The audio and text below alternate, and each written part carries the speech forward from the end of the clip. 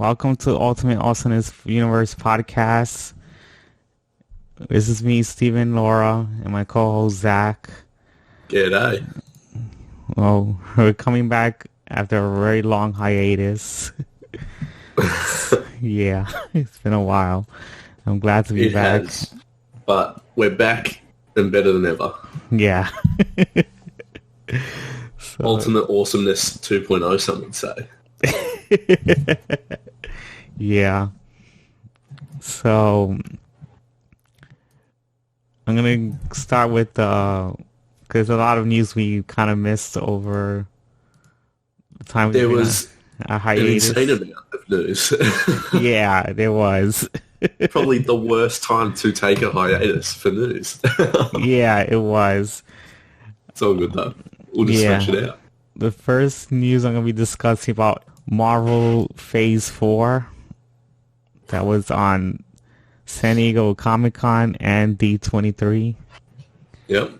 The announcements that have been made about Marvel Phase 4 was for movies. It was Shang-Chi and the Legend of the Ten Rings. Yep. It was Doctor Strange, the Madness of the Multiverse, Thor 4, Love and Thunder.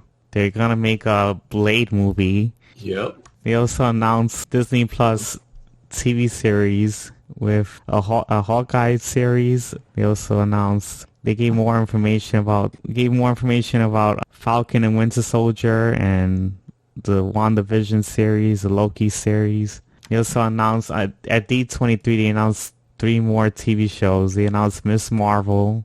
They also announced Moon Knight and She-Hulk, which is pretty interesting. Yeah. I didn't expect She-Hulk, if I'm honest. Yeah. Oh, I didn't expect that either. I was like, for sure Moon Knight and Miss Marvel. I think those got leaked, but I never thought we'd ever see a She-Hulk TV show. Yeah, I remember Miss Marvel did get leaked a few months ago, and they just confirmed it now, which is pretty interesting. I honestly didn't know it was development so soon. Yeah, honestly, I am still kind of surprised about Miss Marvel because I didn't think they was to introduce that character so soon. Yeah, I think they might be banking on the fact that Captain Marvel did so well. Yeah, I think that's why they wanted to push it forward. Yeah. I'm kind of excited for this. I read that Scarlet Witch is going to be part of Doctor Strange sequel. Oh, really? Yeah, it says in the article, one of the articles that WandaVision series is going to tie in to the Doctor Strange movie. Like, the Doctor Strange movie is going to take place after that TV series. Okay. That's really cool. I'm even more excited for that Doctor Strange movie now. Oh, because Scarlet Witch is going to be there? Yeah, I didn't know that. They could finally I was already excited for it. I want to see the multiverse. I reckon it sounds awesome. Yeah, the Multiverse of Madness. I think this is going to involve the multiverse, I think. That's what you would guess. Yeah, because I just don't want to get tricked with the Spider-Man. Imagine if they put multiverse in the title and then just didn't have it. It's not mentioned. Oh man, that would get me. They're clickbaiting the Marvel movies now. Oh man, that'd be terrible. And I also heard that the WandaVision series they had a few people who's gonna be in there. I found out that Agent Wool from the secret agent from Ant-Man and Wasp is gonna be in the TV show. Oh yeah. And Darcy from the 2 Thor movies is also gonna be in it. Yeah, it's kind of weird that she's gonna be there because she was she was a Thor supporting character, and now she's gonna be a character. She's gonna be Darcy in WandaVision, which is kind of weird. Well, yeah, I mean, I guess Thor 3 gave Thor far better supporting characters. Oh. A lot of people feel that way. They don't. I know a lot of people don't like Jane Foster and I mean, the supporting characters of Thor 1 and 2 weren't also great. I think that's why people were okay they were not in Thor 3. Yeah. And I'm pretty sure Natalie Portman just didn't want to come back for a long time, didn't she? Yeah, she didn't want to come back, and then all of a sudden she's coming back for Love and Thunder. Yeah, they're like, how about $10 million and you're Thor now? And she's like, yep, I'm taking that. Yeah, which is pretty interesting. I'm excited to see her as Thor. So, let's see what happens with that. Yeah. In the hands of a lesser director, I would have been very, very skeptical, but given Taika Waititi's turn on the last one, I'm only slightly skeptical. Oh. I'm excited, but I just don't know if it'll be great. I hope it'll be great. Yeah, me too. I did like Thor 3. The only thing is that it kind of hammered the jokes on me a little bit. That's fair, yeah. That's a very... He's good at that, Taika. Yeah. No pun intended with that, with the hammer. Oh. Yeah. I just realized, wait, I said hammer, Thor, whatever. Hang on. I think now you're laying the jokes on too much. Oh, no, good stuff. Yeah, and you're gonna have Kate Bishop in the Hawkeye TV series.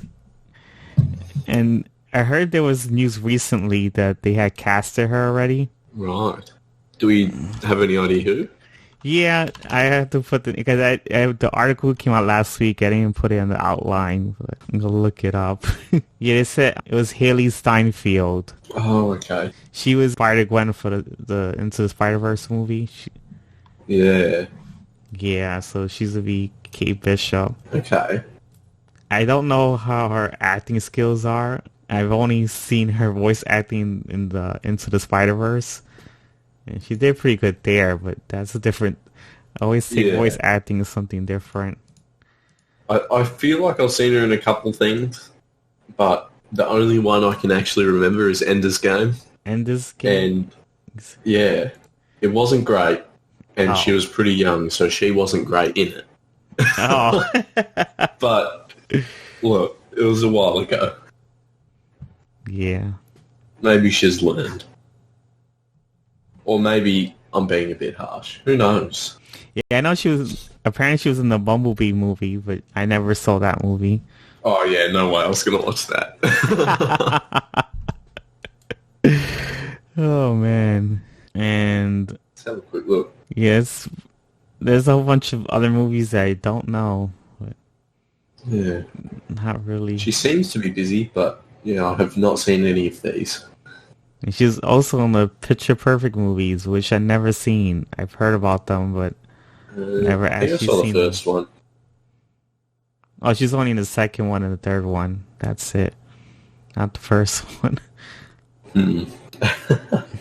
Yeah. Mashuri Ali, I think that's how you say his name, is a B Blade. Marshall, I don't know how to say it, Marshall.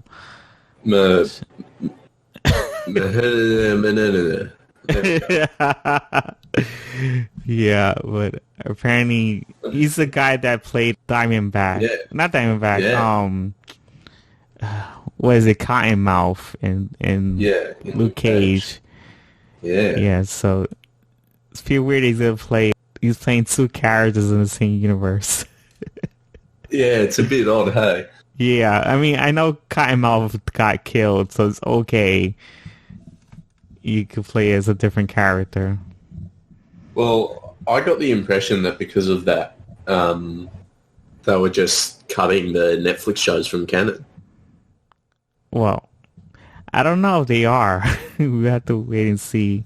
Because I feel like I was told that, but it's never been confirmed. Probably also not true. I don't know. Yeah, I don't think it's true because I have not seen something like that confirmed. Because another character will be in the WandaVision series is going to be Monica Rambeau, the Spectrum. Apparently she's going to be an adult in the WandaVision series. Yeah, they got Tano Paris. I don't know who that is. Yeah, no, not sure. I never knew every time they cast an actor, I never have any idea who these people are. How bad it is. It's just weird because they said that this series could take place in the 1950s, but I just don't know how all these characters are gonna be in there and how she's gonna be in the 1950s. But I'm not sure. I think I heard a theory. I'm not sure if we've talked about this, but I've heard a theory that like because Wanda is so upset about losing vision, she might have put herself in like trance or a dream state sort of thing. Oh, I've heard that could be it, and apparently that happens in a comic at some point. But yeah, I don't know. If it's in the 50s, it sounds more like it could be an episode of the What If show, not WandaVision. Because I had saw the poster of the WandaVision series. It's like you see Wanda and Vision like in the couch, and there's like a old-fashioned TV. It's like a sitcom kind of thing. Yeah. And it kind of reminds me of the Tom King series of Vision, because that series felt like a sitcom, but it was like more of a darkish sitcom, and I could see they probably pulling influences from that. Yeah. Okay. Yeah. I feel like it's the sort of thing we're not gonna know what it is exactly till it comes out. Yeah. I mean, it's not gonna be exactly like the comic book, because in that comic book, Vision had like an android wife with android kids. Yeah. And the android wife was AI version of Scarlet Witch. Like her personality was in the AI, because he wanted to be with her, but she couldn't. She didn't want to be with him. She didn't want to be with him because she was with Wonder Man at the time. Okay. Yep. But they cheated in the book anyway. Yeah. It gets real crazy, that book. It was a good one from Tom King. It was like one of his very few good books, in my opinion. Yeah. Okay. I know they casted Shang-Chi already with a different actor that wasn't in the audition list I talked about last time. Yeah. Is Samuel Louis? I don't know how to say his name, but whatever. Yeah, he's gonna be Shang-Chi, and there's also actor Tony Leung is gonna play the Mandarin, and this time to be the real Mandarin. Yeah, the Mandarin. Yeah, none of this fake one. Not Ben Kingsley playing an actor playing the Mandarin. Oh yeah, I hated that. Oh god. I feel yeah. I'm glad they actually put the real Mandarin this time around. Yeah. It would have been nice to see him with Iron Man, but at least we get him. Yeah, I was hoping for him to like be in the Iron Man 4 or something, but yeah, because he's more of a nemesis to Iron Man than Shang-Chi. Yeah. I could get why they're doing it though, because they don't have the rights to Shang-Chi's father. Oh, okay. So yeah, they're making in the Ultimate Universe of the comic books, they had made Mandarin Shang-Chi's father. Yeah. Yeah, so. Okay. Yeah, they made the Mandarin Shang-Chi's father. So I guess it apply the same thing to the movies. Yeah. Since Shang-Chi's father used to be a character, I forgot his name, but it's a character they used to have the rights to. It was a character that Marvel had brought from a long time ago. Oh, it's Fu Manchu. Yeah, and they revealed his real name was Zhang Zhu because they wanted to move away from not having the rights to the character. Yeah. So I guess they trying to avoid that again because they don't have the rights to the character anymore. I know they made a new writer for the Hawkeye TV series. They're using the Madman writer, Jonathan Igala. I don't even know how to say his name, but whatever. Okay. Yeah, it's a writer of Madman. It's to write the Hawkeye TV series, which I've seen Mad Men, some episodes of it. I actually enjoyed it. Yeah, I haven't seen much of it, but I've heard very good things. So that could be a good person to have on board. Yeah, I agree. I'm really excited for all these movies and TV shows. I really want to see how they're going to turn out. Yeah, me too. I didn't think I was excited for Disney Plus and was thinking I wasn't going to get it. Oh, now you think you're definitely going to get it? Now I think I have to. Yeah. Yeah, because I heard it is coming out in Australia. Yeah, it is. It's one finally for us. Yeah, but no, there's a lot of great stuff come there, and especially with like just Marvel. Yeah, I found the news that because I forgot one more news. There was Watt Russell, which is Kurt Russell's son. He's gonna be U.S. agent in the Falcon and Winter Soldier series. Okay. Yeah, I've only saw him in one movie, which is Overlord, and I did like that movie. And did pretty good there, so I'm hoping he'll do good in this TV show. Yeah. And he was playing a soldier there, so he got typecast. Yeah. Which is interesting. I guess it could work. And I did saw the poster for Falcon and Winter Soldier, and I noticed Falcon is wearing his colors from the comic books, his red and white costume. Yeah, it looks pretty good. Yeah, it does look pretty good. I'm excited. I was happy to see for them to make it look cool. Yeah. I wasn't really expecting that. So yeah, I'm pretty excited. And I wish my mom was still alive to see the Thor movie. Oh, yeah. Because she always liked the Jane Foster, and for her to see her as Thor would have been pretty cool for her. Yeah, but it's not. So yeah, that's about it. So yeah, she probably would have been excited to see that as a movie because she said Thor was always her favorite movies. So yeah. Oh, okay. Yeah. Good stuff. Yeah, that was her favorite character, and it would have been cool for her to see Jane Foster as Thor. Yeah. Apparently, there's a Obi-Wan TV series as well. Yeah. Yeah. I'm pretty excited for that. I know that's Star Wars news, but yeah, that's the Star Wars news that came up for D23 was that this will be Obi-Wan TV series. Yeah, I'm really excited for that. I was kind of hoping for a movie, but I'll take a TV show. I guess that made you really want to go for. Yeah, this is definitely a part of it. I mean, Ewan McGregor's just so good. Yeah, I know. And if they do it right, this could be a seriously great show. Yeah, I mean, there's 3 Star Wars TV shows already for Disney Plus.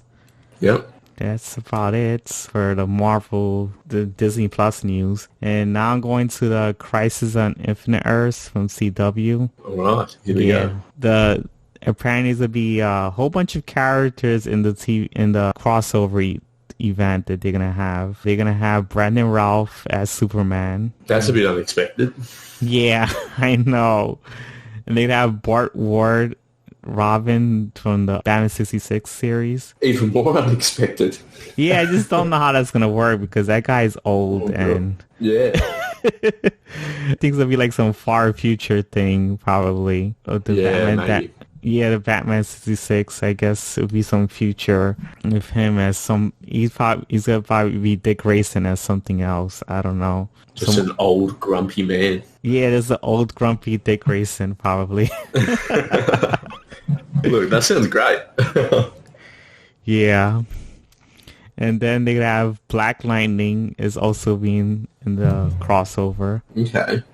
Yeah, because he wasn't going to be in the crossover before, and now he is. Jonah Hex is also going to be in the crossover. They're also going to have Kevin Conroy as Bruce Wayne in the crossover as well. Okay. You know who Kevin Conroy is?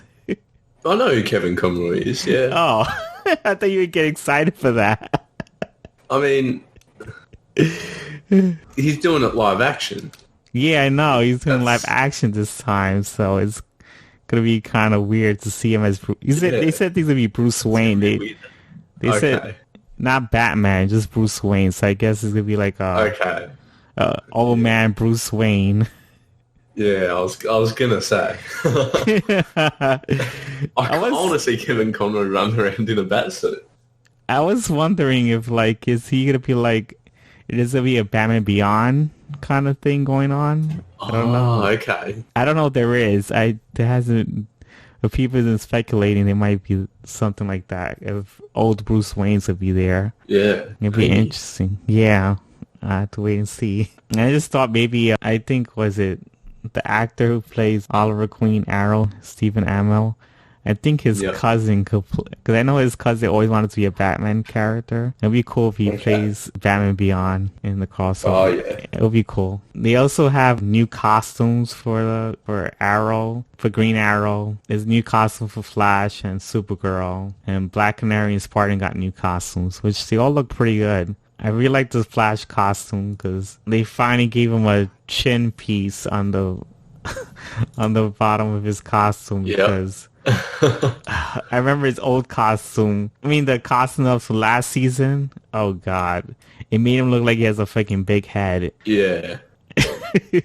Yeah. And people on Reddit, they used to make fun of his big head, and they used to make memes about it. And it was always made me laugh.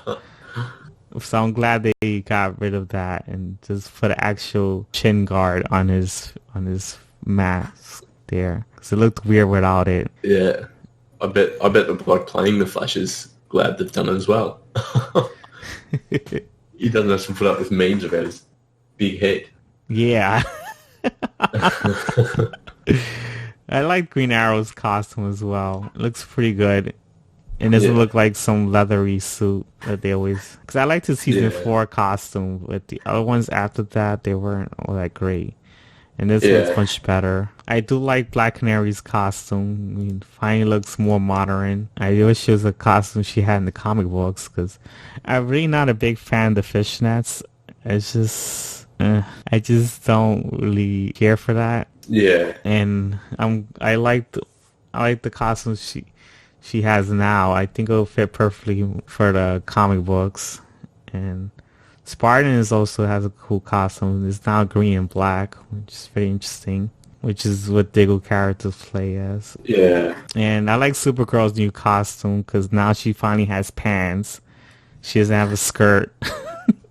And I don't know, the pants look so much better because in Injustice 2, she had pants there, and it looks like a much better costume to me. It looks much better than a skirt. Yeah. So I'm glad they started to put that in. Yeah, I feel like a skirt isn't like the best item of clothing to fight crime in. Yeah, that's why I don't like the whole... that's why I don't like the fishnets on Black Canary in the comic books. It just doesn't work for me.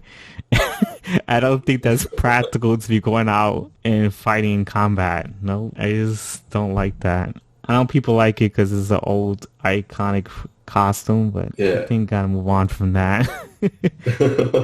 So that's pretty much it for the Crisis of Infinite Earths news. The next one is there's gonna be a Spider-Verse comic book series and a Mary Jane comic book series. Okay. So is the Spider-Verse one linked to the movie? Yeah, they said that one is going to be linked to the movie.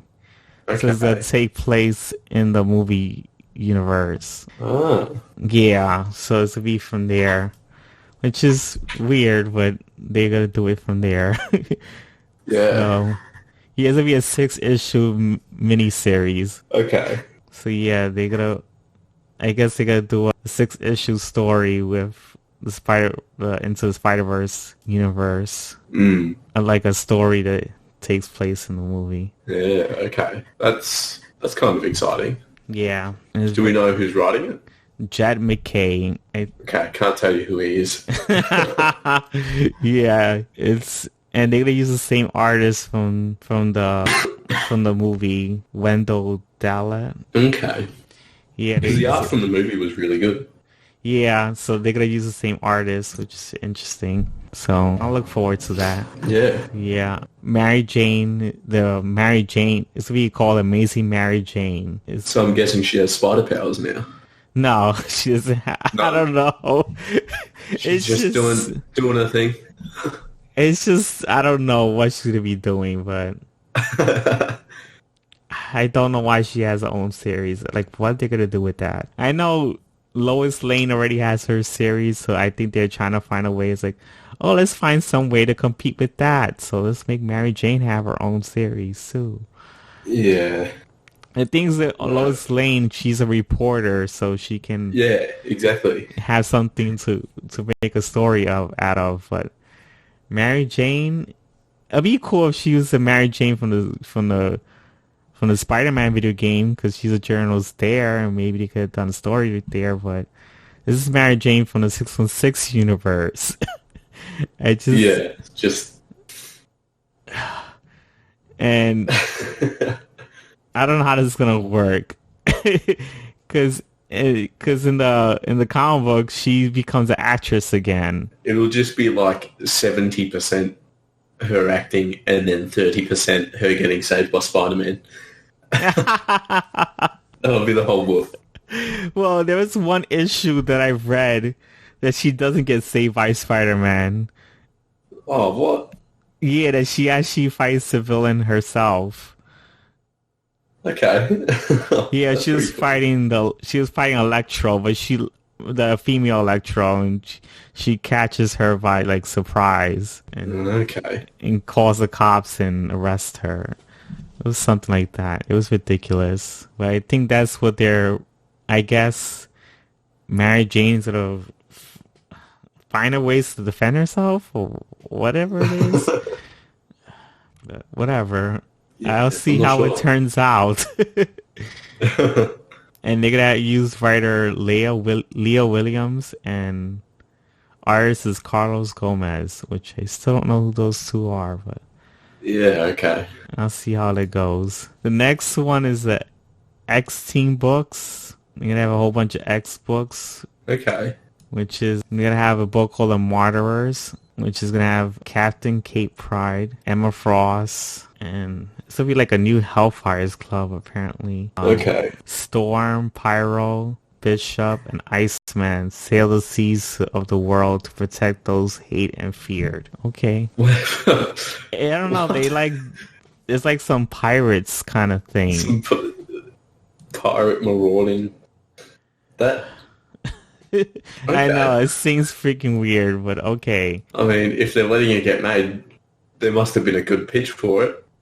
Yeah, Maybe. because they're on a pirate ship. Yeah. Okay. Let's see how that works out. And the writer for that one was be Jerry Duggan, and the artist is Matteo Lally. I know who's Jerry Duggan. He's okay. The only series I liked is of his is the Deadpool series. Yeah. He wrote Okay. Deadpool. He was there for a long time, and then he started dying down. Like, he started running out of ideas, and they got rid of him, which I was glad about that, because he wasn't. I mean, he had Deadpool was good for the first year, but the second year it turned to crap. Oh, okay. Yeah, there was this Excalibur #1 is written by Tini Howard, and the artist will be Marcus too. And I'm not sure about Tini Howard. I really don't like her writing so far. She wrote Thanos and there's a Okay. mini series called Thanos, and she's also Yeah. written The Forgotten Queen, which is from Valiant, which was okay. It's just, I know this is one thing she has a habit of retconning things from continuity. Like both of Yeah. those stories were changing continuities. And I'm like, can you do something else besides changing continuities?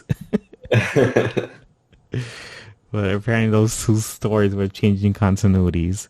Anyway, it says, the description says a new day is forged. Humankind has always been special as their relationship with the world or the worlds around them. As a new era dawns, a new connection forms between mutants and magicals of the world. and that of the other world. Can the new Captain Britain forge a new way to the chaos where champions Rogue, Gambit, Jubilee, Richter, and Apocalypse? Okay. Yeah, it's kind of weird that Apocalypse is in there, but I'll see how that works out. It's pretty interesting to see Betsy, the Psylocke. Now she's to be Captain Britain. So I'll see how that works out. Yeah, because she's going to be the new Captain Britain. Betsy Bardock is going to be... Because now she's in her original body. She's not in the Asian woman's body, so... Yeah, okay. Yeah, now she'll be Captain Britain. And then there's Falling Angels #1, which is gonna have Kawana, which is the original, the body that Psylocke was in. Now the character has control of her body again, and she's gonna be two characters to be with Cable and X-23, and it says it's written by Brian Edward Hill. And the artist is Simon Kuvensky. I have no idea how to say his name. But yeah, I'm interested in this one because I do like Brian Edward Hill's writing for American Carnage. Yeah. So yeah. Okay. And I'll see how this turns out. It says...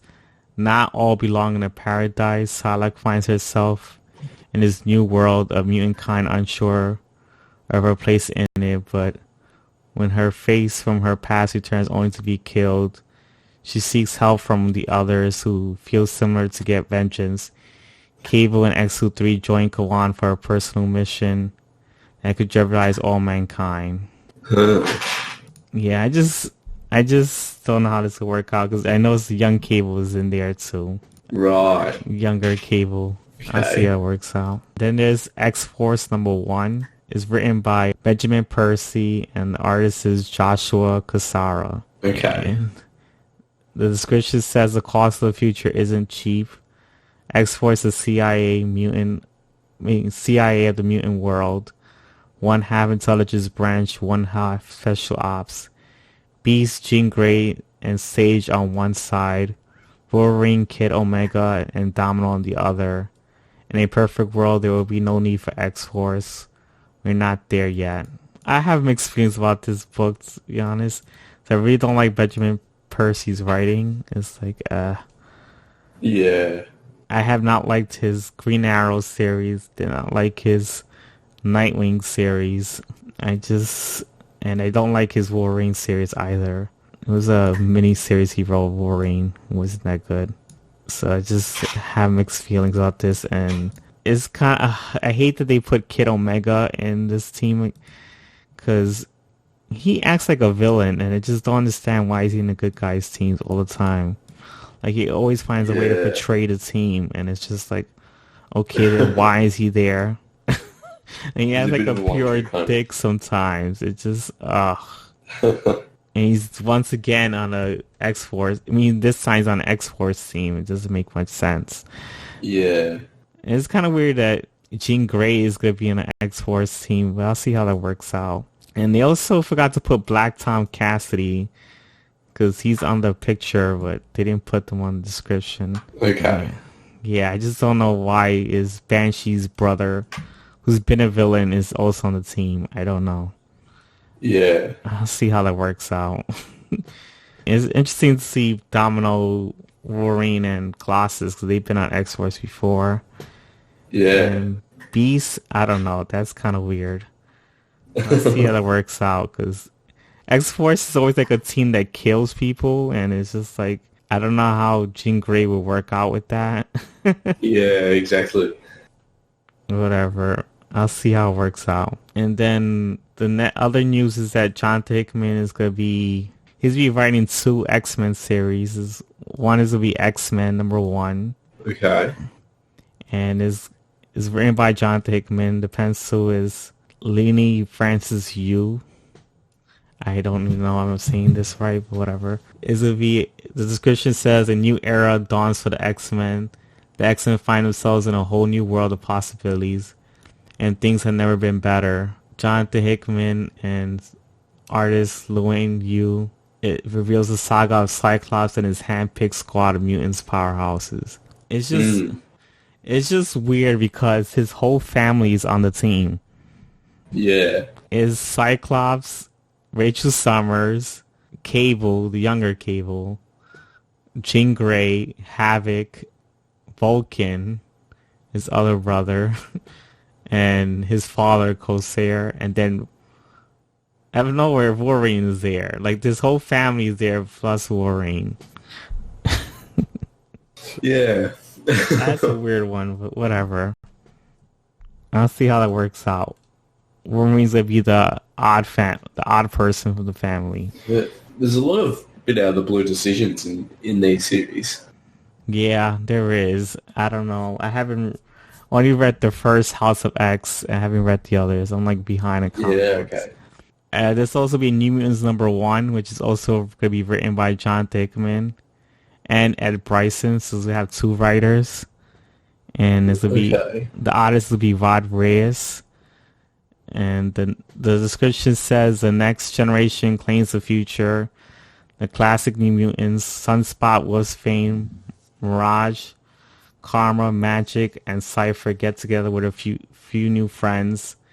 Chamber, Mondo, to seek out their missing members and share the good news and mission that makes them into space along the Starjammers. That one seems kind of interesting. It seems like they're gonna be in space. I like to see the New Mutants in space for once. Yeah. And I don't know. It seems like it's interesting. I'll see how that works out. Okay. And they're gonna meet the Starjammers. So it'll be New Mutants with the Starjammers. That's pretty interesting. So it'll be something new, I think. I'll see how it's turned out. And then there's the Marvel 2099 news. Okay. Yeah, because they did show a whole bunch of books that were coming out in the Marvel solicits. And they have a whole bunch of 2099 one-shots. So we got Fantastic Four 2099, a Punisher 2099, a Conan 2099 number 1. Yeah, Spider-Man 2099, Ghost Rider, Doom, and Venom as well. Okay. And I'm guessing the Venom and Spider-Man will cross over. I don't know. You would hope. Yeah. That could be cool, though. Yeah, that would be cool. I mean, I did see the Punisher one looks pretty cool. Yeah. Because they gave him a new costume. Okay. Yeah, and he looks pretty cool. They don't have writers for all of them yet, I noticed. Alright, so they're a fair way out. Yeah, because they coming out in November. Oh, okay. Yeah. They only have a writer for Conan 2099 number 1. They only have writers for 3 of them, really. Because the writer for Conan is have Jerry Duggan and Roge Antonio. It says, the description says, eons from home, the barbarians battle the civilization of 2099 in the far-flung future of 2099. Will barbarism finally triumph over an dangerous civilization? When Conan the Barbarian enters the Marvel Universe with the Savage Avengers, he's stayed to conquer and claim his kingship in the modern times. Now cursed by a mystic to live behind his years. When Conan's new kingdom is threatened, he swings his blade once more. Like calamity in 2099 bears down his secluded realm with the future shock, unseated the barbarian king, an unforgotten chapter unlike anything you ever seen in the saga of Conan. Okay. It's interesting, I think, because apparently there's a picture you see Conan with a lightsaber sword. And he's like real old, so let's see how that works out. And then the writer for Punisher 2099 number 1 is Lonnie Lander and Zach Thompson, and the artist is Matt Horak. I don't know any of those people. No. It says the future has arrived, but the world peace certainly hasn't. In fact, the streets of Nueva York more crime-ridden than ever, who will rise up to defend the vulnerable population from the corruption. It looks like it's up to Punisher 2099 to clean up the block. The only question is who's behind the mask. It's apparently a new Punisher for Punisher 2089. I don't know who's going to be in the mask. They don't say who. Right. And then they have Fantastic Four 2089, which is to be the future belongs to Doom. Heroes may not be no more, but the legacy of Earth's greatest family lives on and against impossible odds. As the new quartet of champions take on the mantle, what does it mean to be called a Fantastic Four in a future ruled by Doom? It seems kind of weird because you still see the original Fantastic Four members, but just don't know how they exist in 2089 unless they time travel there. Yeah, they must. You would think. Is the writer is Carla Pacheco, and the artist is Stephen Cummings. I don't know those people either. I'll see how that turns out. Yeah. Now it's for the trailers. Yep. They had trailers for Joker, Harley Quinn, Watchmen, Titan Season 2, The Mandalorian, Star Wars: The Rise of Skywalker, Terminator, Dark Fate, and Birds of Prey. That's a lot of trailers that came out. That's a lot, yeah. The Joker one was really interesting for me. I really did like the Joker. Yeah, I'm pretty excited for this. Yeah, I'm pretty excited for the Joker movie because the Joker movie seems really interesting. I'm seeing that they're pulling stuff from the Killing Joke origin, and seeing Joaquin Phoenix as a Joker is turning out to look great. To be honest, yeah, I almost wasn't on board at first with the look. I knew Joaquin Phoenix was always going to be great, but I actually really like the look of this Joker. He's pretty cool. He looks like a Heath Ledger Joker. He does a little bit. Looks a little bit like it. Yeah, I think it looks really good. Yeah, it does look really good. It's getting some big reviews. Yeah, it's getting good reviews from the critics. Yeah, good signs.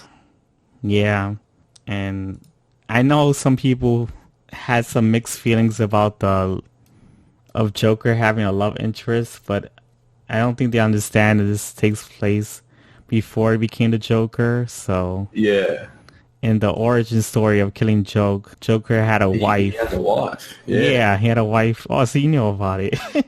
He has a wife, and she was also pregnant. Yeah, there's a story with that. So I don't know if they're gonna follow that exactly in the movie. I think they're gonna change up a fair bit because I've heard them say a fair few times that it's not exactly like any of the comics. Yeah, I heard about that, but it still looked like it's borrowing some elements from there because I saw on the trailer because he does become a comedian in that origin story, and he does have a wife, so it's that those pieces are there, but I don't see that she's pregnant, so I don't know if that's gonna happen. Yeah, I'm not sure. I'll see how that happens. So yeah, I'm looking forward to that movie. See how it turns out. I just hate we have to wait until October to see it. Oh yeah, it's been a long wait, but we're almost close. Yeah, the Harley Quinn animated series. I saw the trailer for this one, and I'm kind of interested in it. It's just that I was kind of surprised by the art style when I first saw when I saw the trailer, because the previous trailer before this one had like the Batman the Animated Series art style, and then the second trailer is completely different. So it's like, did they have a change of direction on the artist or something? Yeah. Yeah. It looks like it could be fun though. It looks like it'll be a comedy series, and I know Zach probably won't be able to see this because it's gonna be on a DC Universe streaming service. Yeah. So I'll see how it turns out, and I'm looking forward to this because it said this will be based on the Harley Quinn comic book series that she breaks away from the Joker and becomes her own hero. Yeah. So it's just they have some new things on there because they're showing a lot of characters that weren't in the comic book, and Yeah. I don't think it's gonna be exactly like it. So it's gonna only borrow some things from it. So I'll see how it turns out. Yeah. It looks like it'll be fun. The next one is the Watchmen TV series. I was excited about this when I first heard the description Yeah. and saw the teaser trailer, but then once I saw this trailer, I was like, I really don't know if I'm gonna like it because the production, like the costumes look very freaking cheap. I don't understand why. Yeah. I mean, this is supposed to be an HBO series, and they should look much. The costumes should look more better production quality. I just don't understand why the costumes look so cheap. I think either they've just given it absolutely no budget for the first season, or they've already spent their Game of Thrones money. It's one of the two. It just looks so very low budget for HBO series. That's what gets me. But I am interested to see, because it said that it's borrowing some elements from Doomsday Clock, and I do like that book, so I'll see how it turns out. And then there's the Mandalorian trailer. Yeah. That one seems very interesting. I did like what I saw there. I'm really excited for this one. Yeah, that one seems really exciting. Yeah. I love Jon Favreau. Oh yeah, he's a be the writer and director of that one. So yeah, I think it looks really cool. It could be, and it comes out on the release day of Disney Plus, I think. Yeah, it comes on November 12th. Yeah, it's exciting. Yeah, it does look interesting, and I noticed it says that. I heard that it takes place in the after Return of the Jedi. Yeah, it's like in the gap between then and the new ones. Yeah, so I'll see. It's interesting to see how that turns, what happens after that time frame, and it says it'll be the origin of the First Order is gonna be in there too. Yeah. So it'll be interesting. And the next one is Titan Season 2 trailer, which the show already had started. Yeah. It has 3 episodes so far. I haven't seen them yet. Oh, okay. I didn't even know it was out. Yeah. But I'm not sure it's out on Netflix. Oh, okay. That makes sense. I have to see if it is. I don't know if I can see if it is, but I have to look it up. Because I know they have a DC streaming service. Okay. Yeah, I just don't know if they have it on Netflix like they did the first season. But the first season came out after all the episodes aired, so I'm not sure if they're going to do the same thing for season 2. Yeah, so I'll have to wait and then maybe get it. Yeah. And I saw the trailer. It looks pretty interesting. I'm excited to see Crypto and Superboy. And this one seems jam-packed with a lot of characters. I don't know how they're going to fit all of them into the show. But, yeah. They put Hawk and Dove, Wonder Girl, Aqualad, and then they have the characters from the first season, Starfire, Raven, and Beast Boy. So yeah, it's like a lot to pack in. And they're gonna have Deathstroke and Rose Wilson. I don't know how they're gonna fit all those characters in there, but I'll see how it works out. But the trailer looked pretty good. It looked really interesting. I'm looking forward to it. And then there's Birds of Prey teaser. Yep. This movie, I'm not that excited that much for. I don't know. It's just... Yeah, I feel like I don't know what it's going to be. Yeah, I don't know what it's going to be either. Because... Yeah, it just seems a bit weird. Yeah, and it's just that I don't understand why Harley Quinn is in this movie, because she has nothing to do with Birds of Prey, and she's in this movie. Yeah, I feel like it's just an excuse to get her back, because everyone liked her in the last one. I know, but leave her in Suicide Squad. Don't put her in Birds of Prey. Yeah. Oh man, I don't know. It's it doesn't look great so far, but I'll keep an open mind. I'll wait and see. And what is it? McGregor is in that movie. He's Black Mask. He is, yeah. Yeah. And he looked kind of weird in that teaser that was there, but yeah, I don't know. Maybe they'll. Not sure. I have to wait until I see a full trailer of this because I'm not really that excited for it. We didn't really get a whole lot from the teaser. Yeah, there's Rise of the Skywalker teaser trailer. This is another teaser. Yeah, and I'm interested in it. I wonder why there's a dark side Rey. That was kind of odd. Yeah, that was unexpected. I mean, I feel like it's just going to be like a Force vision or whatever, but yeah, a lot of people say there might be a Force vision.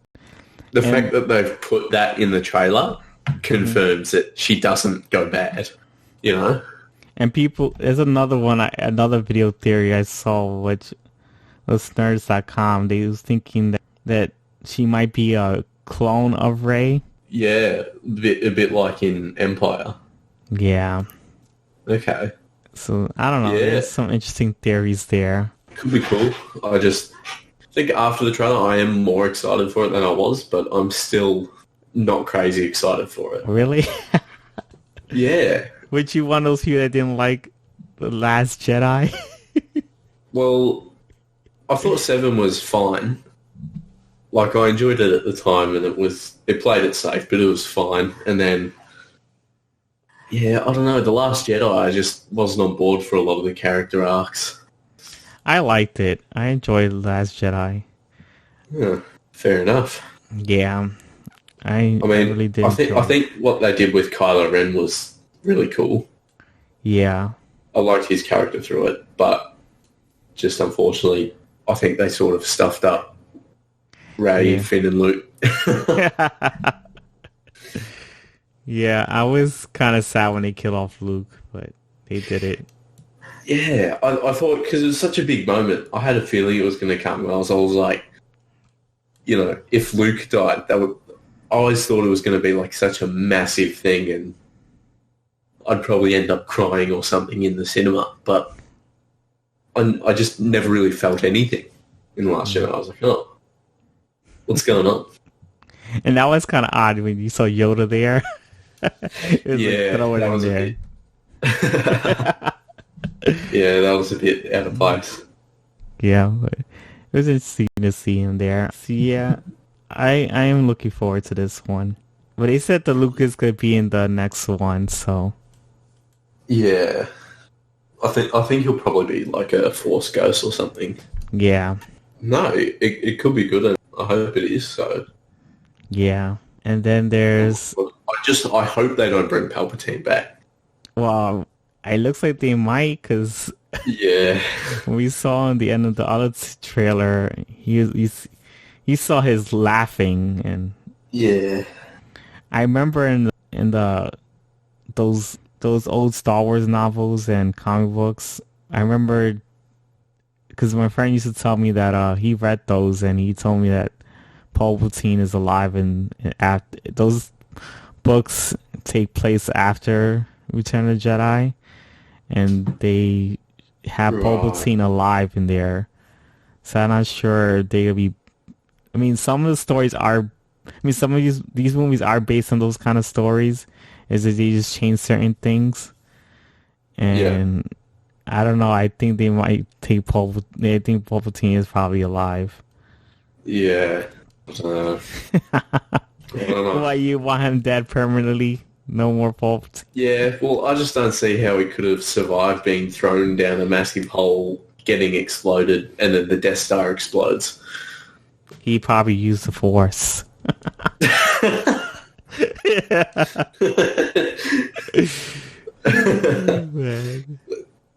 That's any way to win any argument with Star Wars. They use the Force. They use the Force. That's basically the argument. The next one is Terminator: The Dark Fate. Yeah. I'm not sure I'll be excited for this movie, but I'll see how it turns out. See, none of the Terminator movies have been good since, like, the second one. I mean, yeah, I know. They've been okay so far. I shouldn't be excited, and I don't care that much, but this trailer actually does kind of it looks okay. It looks okay to me, too. It looks interesting. Yeah. I just wish they continue the story from Sarah Connor Chronicles, but whatever. Yeah. Because I love that Terminator TV series, and they never continued it. Got canceled, or whatever. It's kind of weird. I just don't know how they explain, because apparently gonna have Sarah Connor, Linda Hamilton as Sarah Connor, and I don't know how they explain that. Let's see how that works. Yeah. And yeah, it seems like it's just gonna take place after Terminator 2 and forget all the other Terminators that ever existed. Yeah, look, I don't mind if they do that.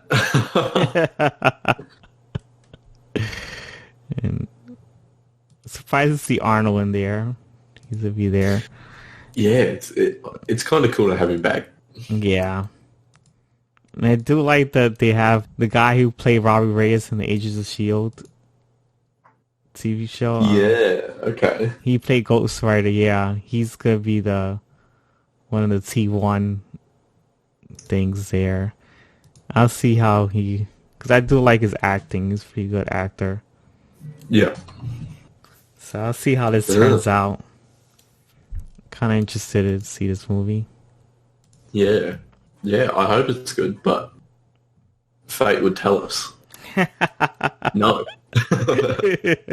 Like, oh no, another bad Terminator. Oh great. Yeah. Because this one Terminator movie I didn't get to see was Salvation. I didn't get to see that one. Oh yeah. I don't think I've seen it like in one sitting. I've seen like the first half a few times on TV or whatever, and then the second half a few times another time. So I can piece it together. It's not good. Genesis is okay. It wasn't that bad. But I heard a lot of people didn't like it, but I enjoyed it. It was okay. Yeah. And then... Yeah, I saw it in the cinema. I remember I didn't hate it. Oh, you didn't hate it? No, I didn't hate it, but at the same time, it didn't really stick in my memory for long, so I didn't love it. And Terminator 3 was crap. Yeah. Although, on like the DVD or something like that, Arnold Schwarzenegger, he did the commentary track. Yeah. And I've heard it is the funniest thing in the world. Oh, I gotta check that out. I think I'm gonna leave the rest of the news for the next podcast, because... Okay. Yeah, fair enough. Going a little bit overboard on the news. It's been a big news week. Yeah. I'll talk about the next news next week. Yeah. Now I'm going to be talking about Spider-Man Far From Home. Let's do it. All right. So I really did enjoy this movie. Okay. Yeah. I gave it like an 8.5. I really did enjoy this one. Oh, wow. Okay. Yeah. It was just very interesting how they made Mysterio. Yeah. Jake Gyllenhaal did a great job with Mysterio. He did, yeah. I really wasn't expecting that. Yeah, I just feel like how they humanized the character. Once again, it was an employee of Tony Stark. Yeah, yeah.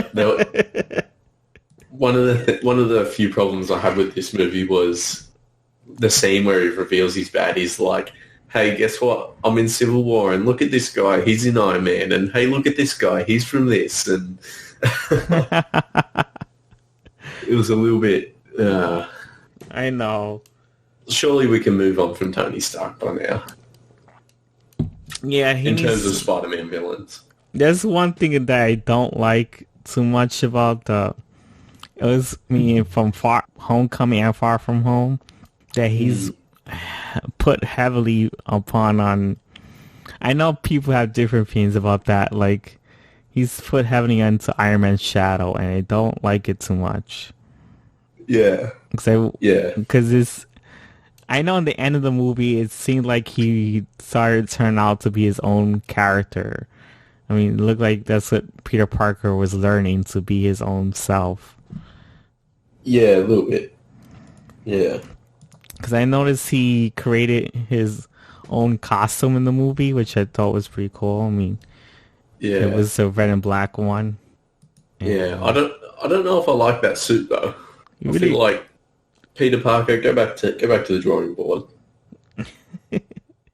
What do you mean? I mean, it looks good. It's just I like the blue more than the black. Oh, you like the blue? Yeah. Well, you know his original costume was red and black before. I mean, like it was, yeah. It was supposed to be red and black, but then there was a ink color error in the old comic books, and instead of the ink being black, it ended up being blue, and they decided to keep that color on there. Yeah. After that, it was a printing color error.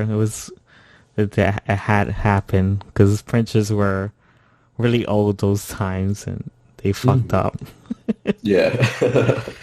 So they decided to keep that error color in there because they said that's pretty cool. They thought it was much better. Yeah. Yeah. Well, they were right.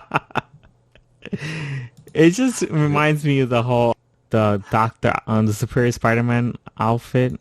He has a Dr. Octopus. He had red and black costume. He had a red and black Spider-Man costume. And it does look very similar to that. That's why I do like that costume. Yeah. Yeah. Okay. So, you like red and blue and like red and black. Yeah. I'm not sure why, because I should like red and black, but I don't know. I see Spider-Man and I just think red and blue. Okay, that's fine. I mean, that costume has become his iconic costume, so yeah, I understand that. You know, I really wasn't expecting the Nick Fury and Maria Hill to be Skrulls. Oh, that was kind of really out of the blue. Yeah, I didn't like that reveal too much. You didn't? No, I don't think so. I didn't like it too much either. Because I was hoping for it to be Chameleon, because people was like, oh, like putting theories that Chameleon might be in the movie, and it turns out he was not. Yeah. And also, I want the Skrulls to be like the next big event thing. Yeah, they should be. If they tease them. So I was hoping like, I was like, they made them good in Captain Marvel, but I'm like, well, maybe in the 20 years since then they've gone bad again. But it's like, no, they're just working for S.H.I.E.L.D. Yeah. Unless there's somewhere out there, it's like bad Skrulls or something, and then it'll probably be the Skrull invasion. I don't know. The secret invasion. Yeah. I'll see if that comes out. That was pretty funny how MJ discovered Peter Parker's identity. Yeah. It was pretty funny, this movie. I'll give it that. Yeah, it was pretty funny. I did enjoy the humor. I really like when they're on the plane to Europe and the teacher is talking about his wife, and he finds out she pretended to get blipped. It's just like such a dark joke. I didn't expect it in a Spider-Man movie. Oh, God. I don't remember too much about that scene. God damn it. My memory is blank on that one. But yeah. I do remember when Ned Leeds, the character, he's supposed to be Genki, but whatever. Yeah. He was going out with this girl. His Yeah, that was weird. Yeah. That was really weird. I didn't like that. Because I'm not sure they was paying homage to the Ultimate Universe comic books, because in that universe he goes out with Gwen Stacy. Okay. Yeah, so I'm not sure. I know that's not Gwen Stacy in the movie. It's just that she looks like Gwen Stacy with the blonde hair. Yeah, it's probably the closest they can get. Yeah, it's the closest thing. I think they was just like borrowing some things from the comic books and putting it there. Yeah. Yeah, I just really like that they did explore. We got to see more of MJ in this one. She was barely in the first one, but I like that they put her more in the second one. And yeah, I really do enjoy the character. Yeah, she was a lot better in this one than the first one. Yeah, she was, for sure. I just like her sarcastic attitude and how she was like, Peter Parker made it obvious that he was Spider-Man, which is true. He sure did. I mean, he had the same exact voice. He did not change his voice whatsoever. I remember because there was a joke on Reddit that they made that Peter Parker had his mask off in Endgame. Yeah. Yep, yeah. He's like not caring about his identity whatsoever. And in I remember even in the Spider-Man Far From Home, I mean, that scene he was fighting the Hydro Man and he just didn't even bother with the costume. Yeah, he didn't even bother with the costume. Like, everyone could probably just see you doing all that Spider-Man stuff. Yeah. Come on, man. You're not hiding your secret identity whatsoever. Yeah, he wasn't super trying. He was so careless about that. Yeah. Really not much into greater responsibility, but okay.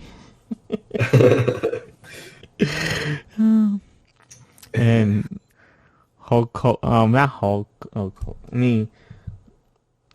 What's his freaking name? Happy. It was Happy, yeah. Going out with Aunt May. That was kind of weird. It was, yeah. Happy was like my favorite part of this movie, though. I thought he was really funny. Yeah. Especially like towards the end in the third act. Yeah.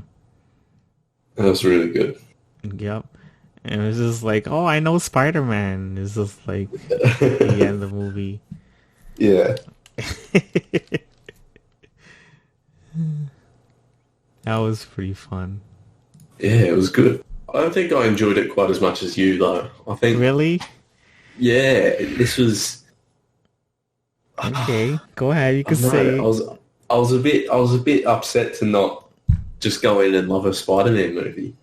I don't know. I feel like it tug and forth a lot between being just great and then being just very not good. Oh. Like, I was a little bit mixed sometimes. Like, there'd be scenes where, like the scene where they go to the theater or whatever, and he's trying to balance being Spider-Man and going there with MJ and whatever. Oh, and yeah. I was like, that's great. That's classic Spider-Man. That's awesome. Yeah, I know. He's very irresponsible. Yeah. And I was like, this is a lot of fun. And then it would be like, hey, now he's using a drone to try and destroy his school bus. Oh, yeah. That was ridiculous. Like, yeah. Oh, man. It was, yeah. I don't know. I feel like his arc was pretty much exactly the same as it was in Homecoming as well. I know. His awkwardness is still there. Yeah. It was by no means bad. It was just I don't know, for me it was just a very average Marvel movie, I think. Oh, I loved it. It's just... I also did like Flash Thompson as well. He was good. They did more with him in that movie than the previous one. I mean, they kind of made it obvious at the end that his parents didn't come pick him up from the airplane, the airport. So it's kind of like, a little hint as why he was like the character that he is, because in the comic books, his parents never really did care for him, and that's why he was a bully, because his dad used to beat him up, and his mom didn't ever do anything about it, so Yeah. he'll put all his anger towards Peter Parker. So yeah, I think there was hinting towards that in the movie. So it's interesting to see that. He was more... Yeah, there was a lot of subtle callbacks. It was good. Yeah, so we got to see more of him being Flash Thompson in there. Yeah. He did pretty good with that character. Because we've never really seen much from Flash Yeah. in any of the movies. Yeah, you really don't. You see him as bully Peter Parker, and that's it. Yeah. Or in the Amazing Spider-Man movies, he gets bullied by Peter Parker. Oh, yeah. Yeah, I remember that. At least it was something different. Yeah. I really did enjoy Mysterio there. It was cool how he just tricked Parker into thinking he was a good person, and then it turns out he wasn't. Parker was fooling himself. It was interesting.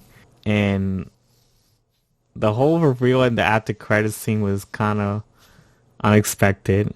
I didn't think that... Yeah, I really didn't expect anything in that. I mean, I didn't expect to have the whole J. Jonah Jameson in there with... Yeah. Oh, that was my favorite part of the movie. I've been wanting him back for so long. Yeah, I mean, nobody can do better J. Jonah Jameson than him. Oh, he's just so perfect for it. Yeah.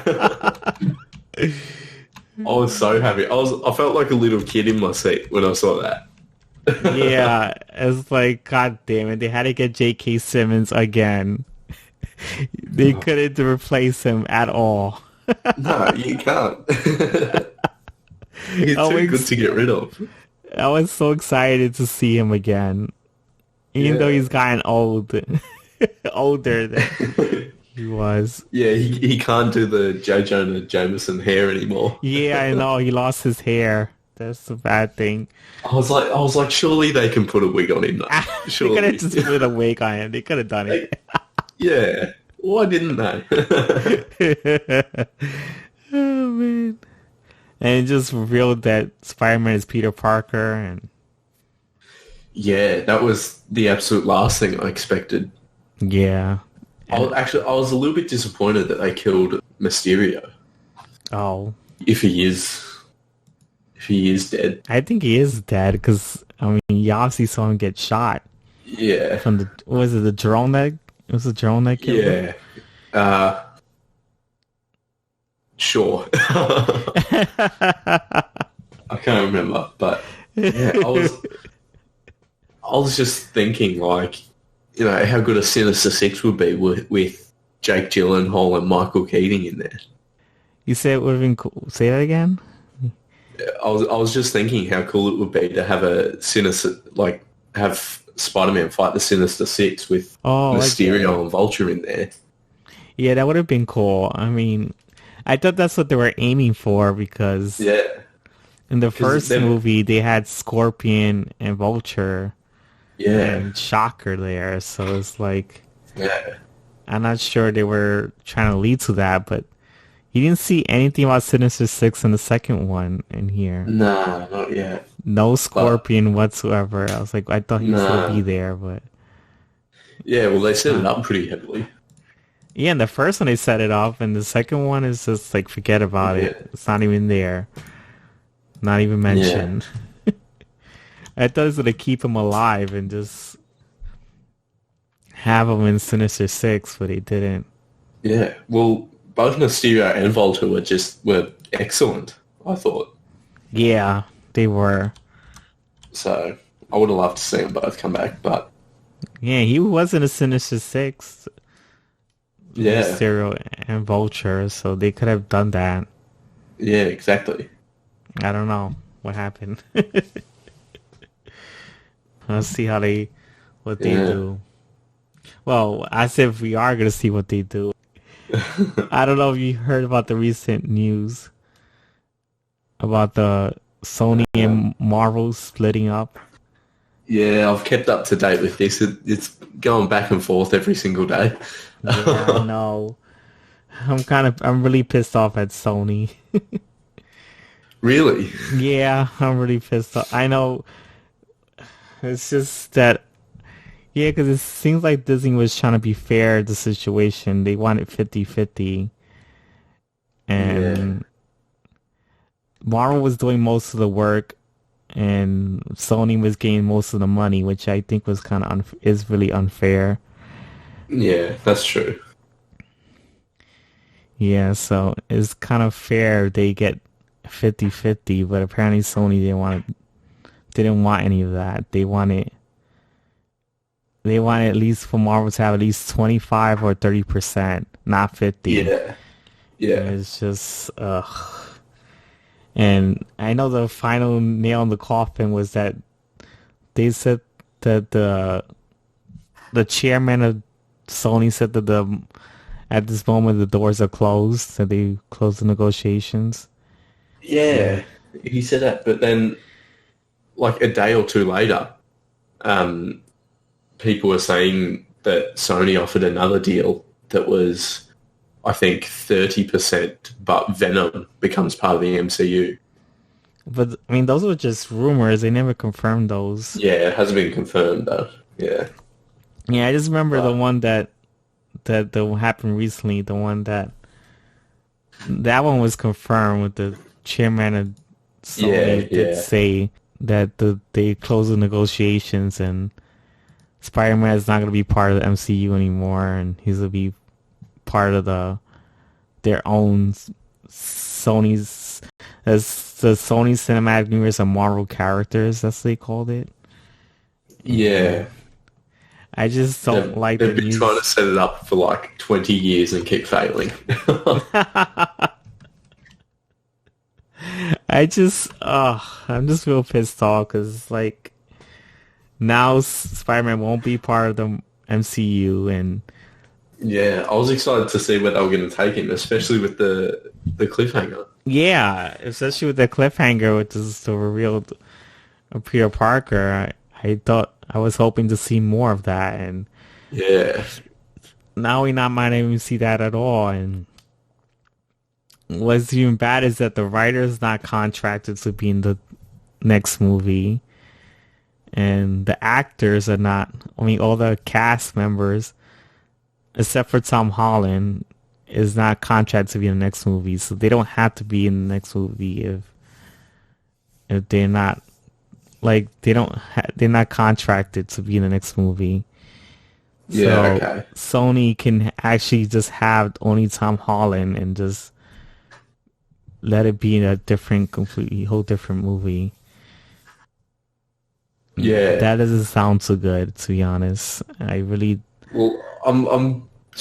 can't really think of a smooth transition for him to do it from where it's been left off. Yeah.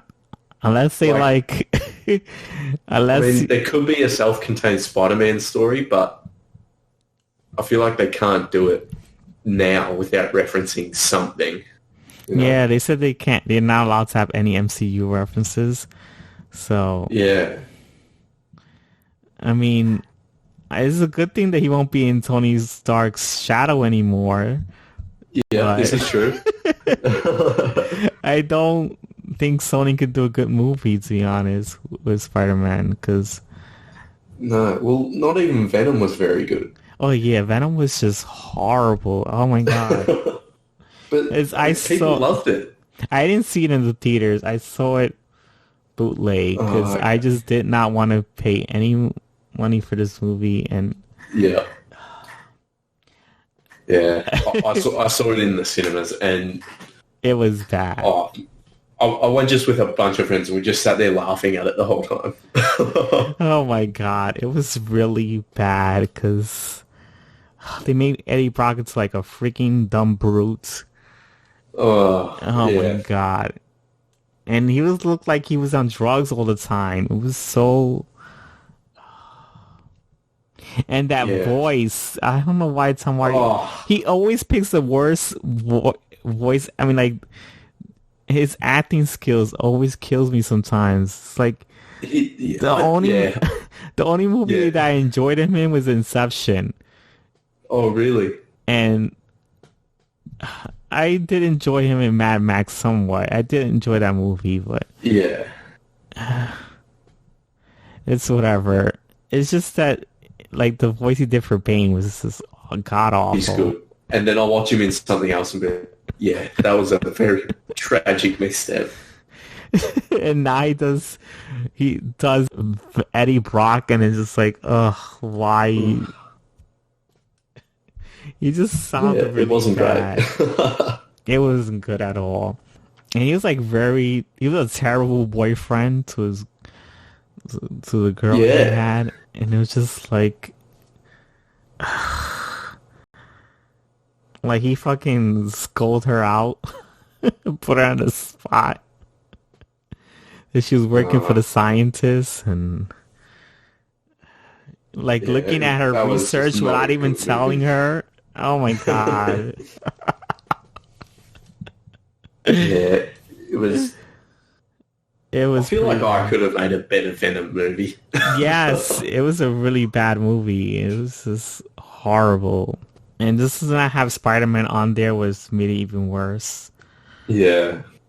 And because it's like... I feel like the Tom Holland Spider-Man just doesn't fit very well with that Venom. I feel like they're not going to mesh. I don't think they're going to work out that well. Yeah, they're such completely different things. If they just like... Because I know maybe I'm thinking that they're going to... That Spider-Man identity is revealed to the world. He probably goes into hiding and ends up in another universe with Venom on there. And it's just, there goes your new Spider-Man movie. He's in another world with Venom. That's probably what it's going to be. I don't know. Yeah. That's the only way that I can figure out they will do with the movie. Is when Spider-Man goes back to Sony, all the Sony Spider-Man movies are not MCU canon. They're not. I mean, they're not even MCU canon right now. It's just... it's just so dumb. But, like, the MCU Spider-Man movies are Sony canon. Wait. Because it's continuing Tom Holland. Yeah, because the Spider-Man... is... Oh, it's so dumb. Yeah, I know the Marvel movies, the Homecoming, Far From Home are MCU canon. But then any movies probably after that will only be Sony canon, whatever. Yeah, but so Homecoming and Far From Home would have to be in the Sony canon as well. Yeah. I don't know how it's going to work out. It's just, I hate it. I hate it so much. I do hate it so much too. And Sony's acting so cocky is like, oh, we did so well with Venom and Into the Spider-Verse. We could definitely make a good Spider-Man movie without Marvel. Yeah. I don't like bullshit. Sony have like 7 Spider-Man movies and like 2 are good. Yeah. Oh my god, and it's just like, oh man, it's just that Venom, I think the reason why it made so much money because they said it was going to be part of the MCU and people fell for that trap. Yeah. And it was not in the MCU. It was just a whole separate movie. Because I remember Amy Pascal was saying, oh, it's in the MCU, and Kevin Feige getting pissed off. It's like, no, it's not. Yeah, he was like, it's not. And we go see the movie. He's not. It's not. There's no connections to the MCU whatsoever. So it's like, he just tricked everyone to thinking it's an MCU movie. So you could just get that $1 billion. Oh, it's just... Yeah. They're just fucking everything over Sony. Yeah. I just hope that... Because I know they're making a Morbius movie and Venom 2. And I just hope that those movies just bomb. Yeah. I'm not seeing those movies. I'm boycotting Sony already. See, I've always wanted to see Carnage in a movie. And now that we're getting it, I kind of want the movie to be good. but I want Spider-Man back in Marvel, so I want it to be awful. Yeah. It's just like a... Tell me about it. It's terrible. Yeah, I don't know what they're doing. Don't know.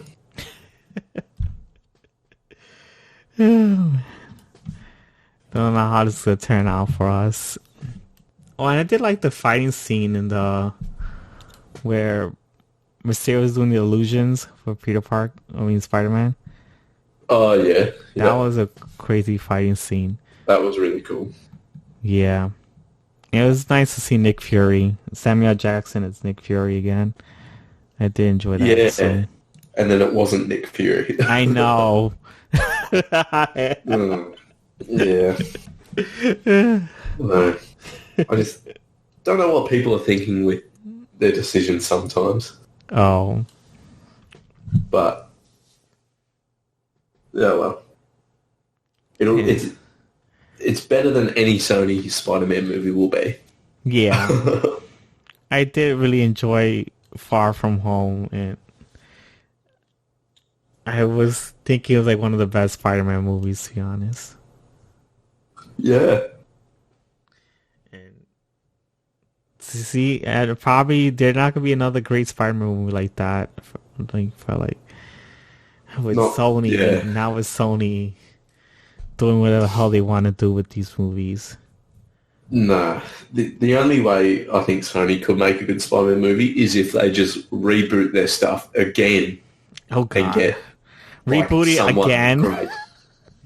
That's the only way they could do it, but that would just be so dumb. Why would they do that? A fourth reboot would be terrible. Honestly, they should just shut down. Shut everything down.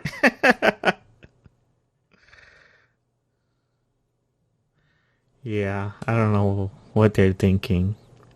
So now I'm gonna go to the comic books. Okay. I'm gonna only talk about the final issues that been happening for the past few weeks. Yep. Yeah, fair enough. because there's a lot of final issues that end up happening when I was reading during the hiatus. And the first one we talk about is Adventures of Super Sons, number 12. And in that one, it left off with Rex Luthor putting Superboy, Jonathan Kent, and Damian Robin into a in between pages kind of place. They were in the white space of the comic books. Right. Yeah, and Weird. it was a bit weird. And I remember that they were trying to escape, and they ran into some AI kind of thing that created this universe where he had created a universe with his own world of characters, there's a whole bunch of aliens that he created that made a world of Lex Luthor and Joker, and he created all of that. Right. So yeah, he created his own universe, and he said that Rex Luthor was manipulating him and controlling him, and he wanted to create a peaceful world, not a bad one. So he was hoping that Jonathan Kent and Damian will end up putting Rex Luthor in prison in his own world and recreate the world again from scratch. So that's what he decided to do. And he decided to he was able to recreate the world again on his own image instead of Rex Luthor's image. And that was basically the end of it. And the Jonathan Kent and Damian, they end up going back home, and they had to get ready to go to school already. So because this story took place in the summer when they have no Right. school. So the end of the book ends up with them in the first day of school again. So Yeah, okay. it's just I gave it a 7.0. I really didn't like how it ended because the story got really weird with this whole Yeah. AI thing because it's like he was like he was AI that was created in old civilizations, he said, and the cube was like thrown across the universe, so he got to see different worlds, and he decided to make his own world with based on the worlds that he saw.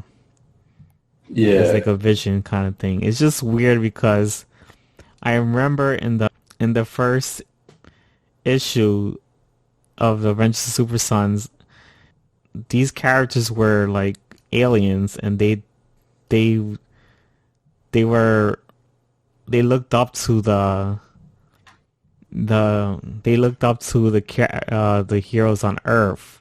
Not the heroes, the villains on Earth, and wanted to be like them, so they made themselves look like them. And it just doesn't line up with this story with this AI. It's like the story changed from the first issue to the last issue, and I didn't like that. Yeah. It just doesn't make any sense. It's like it went from them idolizing the villains to some AI creating them to be this way, and it's just okay. How does that make any sense? But okay, it's like that. Yeah. It's like the writer decided to change the story at the end. Like he didn't like what he started out with, and then changed it. You can't do that when it's already printed. Come on. Yeah. You do that when you write the script, not when it's already there. Yep. It makes it really cluttered. Oh, It it's a bit was, silly. yeah, it is a bit silly. It really didn't like it, and it's just like AI has to realize if you're gonna create a world, it's never gonna be a good, peaceful world. There's always gonna be something bad in it. Come on. Yeah. It's being ridiculous, and the characters are not even correcting him. They're not even telling him that the world you're doomed. You create a world is always gonna be good and bad. It's not gonna be 100% good. Good luck. He said he's gonna create a world where there's only good people, and I'm like, please get Yeah. over yourself. Good luck. And it's like he doesn't even get rid of Rex Luthor. He puts him in a prison. Oh. It's like whatever. Right. It's just like I didn't like it. It was okay. It was a really bad conclusion. Yeah. So yeah, Disappointing. it is disappointing. So I had to give it like a 6.5 to 7.0. I don't know. It was okay. Okay.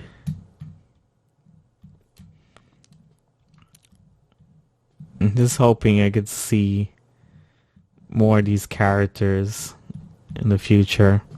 Because I did enjoy the characters that were in the book. It's just I didn't like how the ending turned out. Yeah. And they rushed it because you don't see what happens to the other characters. They just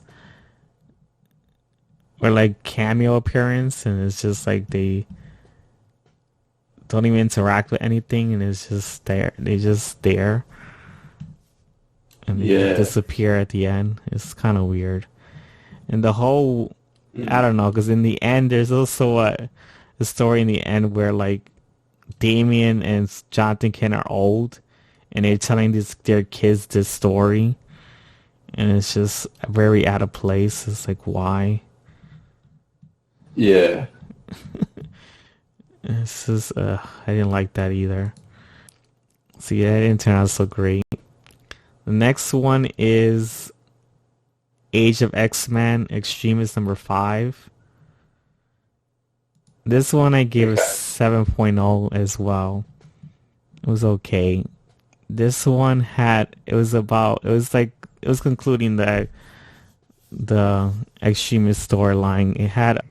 There was one interesting story I did like, because they was having Jubilee. She finds out that she started getting her memories back, that she had a son, and there was a woman that she was imprisoning, because the thing is, the woman had a baby, and Okay.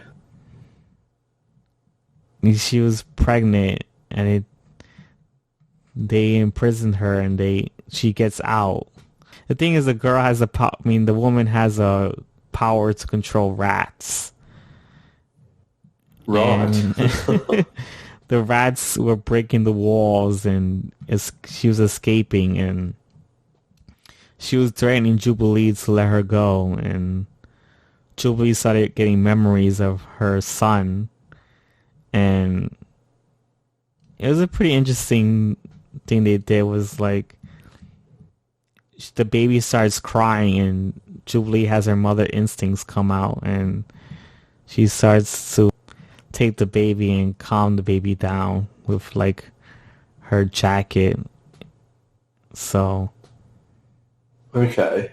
yeah, it was like, because the thing is, she started getting memories of her son Shogo, and she doesn't know where he is because he's not in this world, and she's just getting worried that where is he and all that stuff. So yeah. So yeah, she ends up doing a couple of bad things. Like, after she calms down the baby, and the person that she had in prison they got along with each other, and she ends up going to like, she ends up causing like a riot, and what's messed up is that one of the members from the Extremists had gotten killed, and she just walks by and grabs the keys and not have a care in the world that she's dead. Oh. It was really bad. I didn't like that scene. And she just like take the keys from her pocket, and she's just like, peace. And Okay. And she ends up getting money from a candy store.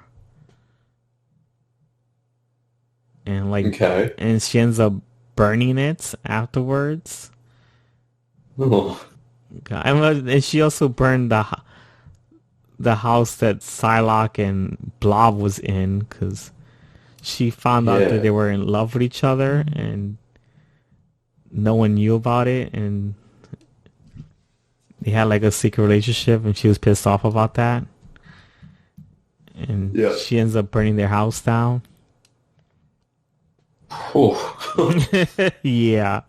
But they weren't in the house, so they were okay. They were somewhere else, and they saw their house on fire. Yeah. And then apparently at the end, you only find out that Jubilee got money from that store. Is for the money for the woman that had a baby, so she can leave and have her own life with money. So she did that for her. So I didn't know she did that for her. I was like, okay, I guess it kind of makes sense. Yeah. And then she met up with the other mutants in her team, and they were just rioting. They were making strikes, and they were like attacking, making a scene in the yeah. Yeah, they were like just like destroying shit on the city and causing a riot, basically. Yeah. And we also find out that Psylocke was the one that was like had everybody's memories. She didn't have them wiped, apparently. She took everybody's memories away, and she kept it in her. She kept it in her brain. Yeah. Okay. She said that I didn't have the memories wiped. I just kept them for myself, and she decided to give them back at the end. Right. So she gave the memories back, and everybody in the prison got their memories back. And Iceman finds about his memories in there, and that was pretty much it there. That was the end of the story. That's why I gave it a 7.0. Okay, yeah. Because it was okay. It was a bit overwhelming, but the only story that I did like was the Jubilee taking care of the baby and Salak releasing her the memories that she holds back from everybody. So yeah, that was the only parts I did like. I just didn't like how Jubilee threatened those people to get money, and just she didn't even have a care in the world for that dead body that was there. And it's just like, okay, that was just kind of weird. Yeah, it was okay. It was an okay conclusion. Yeah. So next one is Age of X-Men Extremists. Not Extremists. Age of X-Men Prisoner X number 5, which is another final issue. Okay. A lot of things finishing. Yeah, it was. A lot of things finishing. And this one was in the prison, and everybody is fighting each other, trying to escape the prison. It was fighting the cops, and Bishop ends up having a team of heroes like Moonstar, Gabby.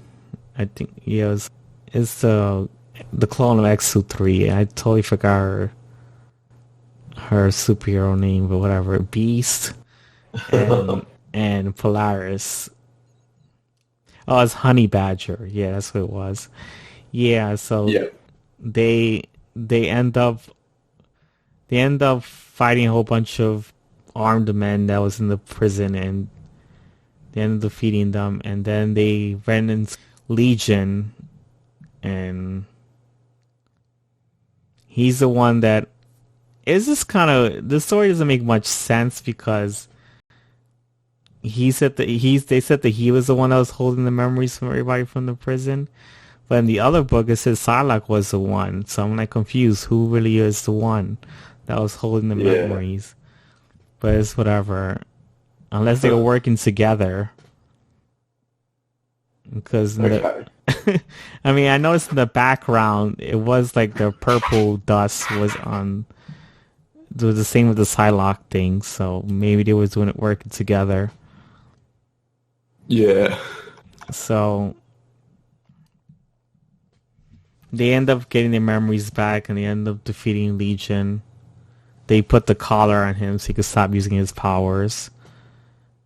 And they defeated him, and they end up escaping prison, and they end up going to fight X-Men at the end. I gave this one a 7.5. It was okay to me. Yeah. It's just mostly action, and the art was all over the place. It was like, Like some art looked good, and then some of the art looked bad. So it was okay. And I did like, because there was a part where Bishop was interacting with his sister, because he was getting memories of his dead sister, and that was pretty interesting. And you find out Legion was just using that to manipulate Bishop, like just to mess with his memories. So, yeah, okay. Yeah, it was kind of weird, but it was interesting. So yeah, and that's about it for that one. The next one is Age of X-Men Apocalypse and the X-Tracts. That one was okay for me too. And gave this one a 7.5 as well. They in the beginning the is Shadowcat, Colossus, Dazzler, Unveil, and Eye-Boy. They find out that Apocalypse was working with X-Men. That he was just a villain that the X-Men had put into the play, into the world. Because X-Men thought that in order to have a true utopia, we had to have a villain, and Apocalypse was meant to be the villain there. So he turns like the real Apocalypse, and they were fighting him there. Yeah. And they end up defeating him there. And Apocalypse decides to he tries to convince them that we need to team up and go take down X-Men to be back in the regular world, because he didn't like he didn't like that Genesis had gotten killed when he was fighting Mega Red. Yeah. So he was getting emotional about that, and he wanted to be back in his own world again. So he ended up teaming up with the team and to fight X-Men at the end. So that was it for that one. I did enjoy that one. It was okay. I mean, it was interesting to see them fight Apocalypse, and the art was really good for that one. It was much better than Prisoner X. And X-Tremists had the worst art out of all of them. It's just really bad art. But the other ones were the Apocalypse and the X-Tract had a really good one. It was pretty well detailed, and the action looked pretty good. And the last of the Age of X-Men is Age of X-Men Omega #1, which is the entire conclusion of the storyline. And I gave this one an 8.0. I really did enjoy this one because they did show all the characters. It completed it really well. It's just because the thing is, all the characters end up fighting. They end up meeting up with X-Men, and they all started fighting him. And X-Men, they end up making peace with him because he said all he really wanted was a world where they weren't hated and feared. And they understood that, and they stopped fighting. And he said that he'll put them back in the world that they wanted to be in. What's also interesting is that he noticed that Moonstar, she finds out that she was not the real Moonstar. She was just a memory of his, because the thing is, in one of the comic books, in the old New Mutants books, she had fallen in love with X-Man, but this is a clone of X-Man. So he still has the same memories of X-Men, and I guess the memory of his love interest came into this world and had her own identity. So she convinces him to bring back to put the mutants in the actual world that they belong in. And then at the end, X-Men decides to make a deal with Magneto that he keeps the world and recreate it. Like, he decides to make an alternate universe of mutants. Okay.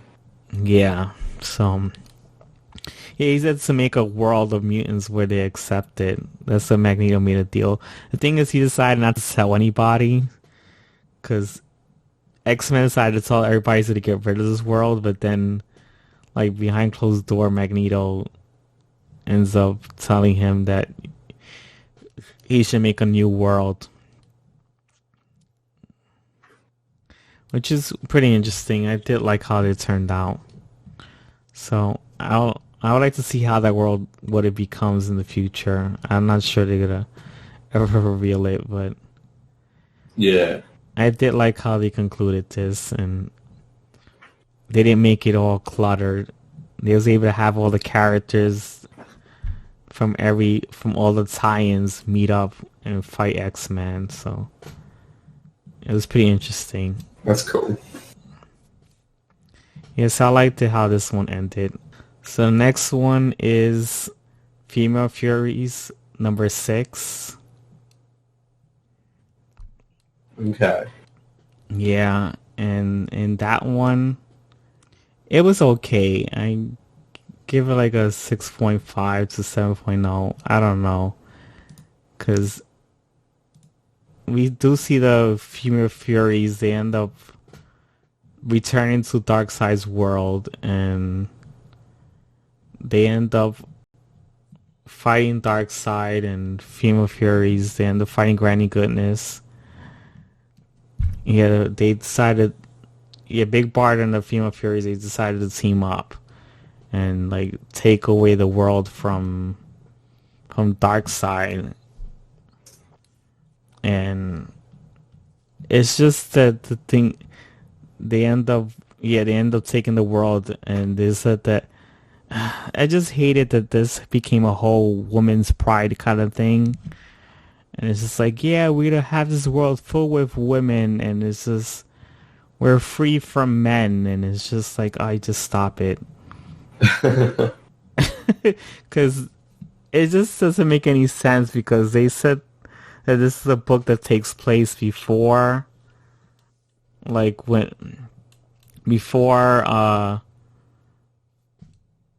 it's like when this is like before Big Barter and Mr. Miracle. Well, you do see it happening in the 5th issue that they end up going to Earth, and they end up falling in love with each other, but she ends up going back to Darkseid's world to free everyone there. It's just, I don't think that's how it exactly ended in the original comic books. And it's just like, this is like a new continuity for me, and it just seems very awkward. I don't know why they ended it this way, and it's just, the whole woman pride thing kind of killed it for me.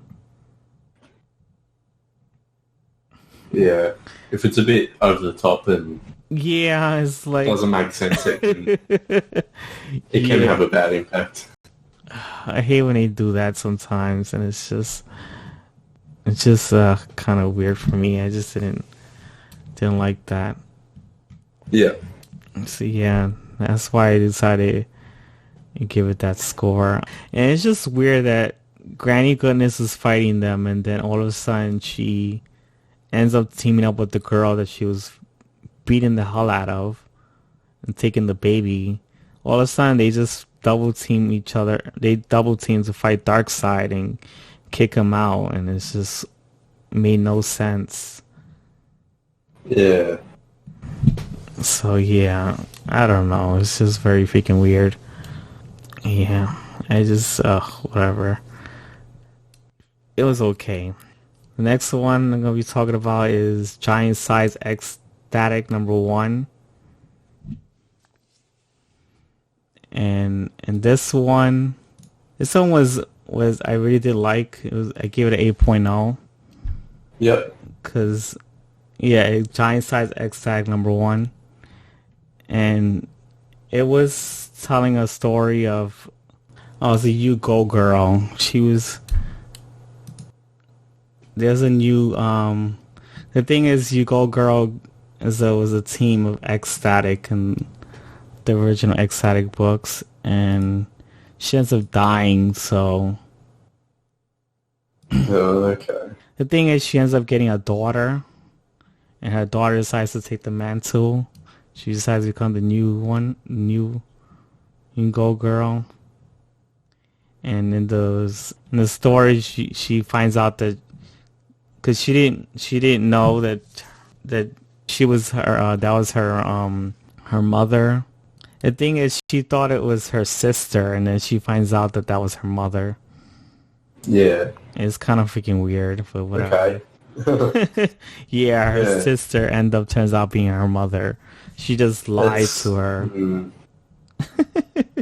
Fair enough. The funny thing is that my friend said he grew up like that.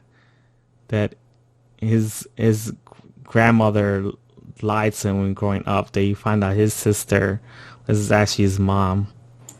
Yes, What? It's kind of a similar story. What? Because his mom had dementia, so she wouldn't remember that that's her child. So yeah, he had a. So they end up doing, and his grandmother ended up raising him that way. It was kind of weird. God dang it. Yeah. So this is like a similar story to that. Because the thing is, in this story, the X-Statix book, her mother was the X-Statix team were celebrities. They were like it was like an X-Men team in a reality show, and there was like too much popularity, and she wanted to find a way to keep her away from that. So she just pretended that she was just a sister. Okay.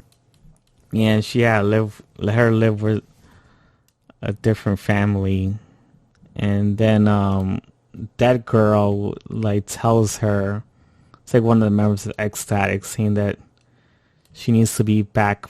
She needs to be taking her mom's mantle and be part of a team, make an X-Statix team arrive again.